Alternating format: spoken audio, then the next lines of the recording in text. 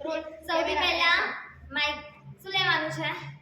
મેગ્નીફાઇંગ glass એટલે કે દૂરબીન અથવા તો બહિર્ગોળ કે અંતર્ગોળ લેન્સ લેવાનું પછી શું લેવાનું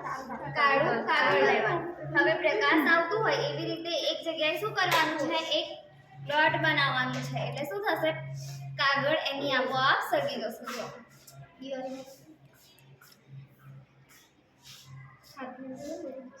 સળિયો ધુમાડો નીકળ્યો દેખો આખું કાગળ બાજુ સફેદ કાગળ પણ સળગી શકે છે પણ એને સળગવા માટે વધારે ટાઈમ જોઈએ બરાબર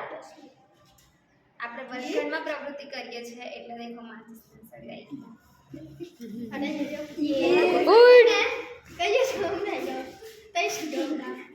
દેખો કાગળ બળી હરી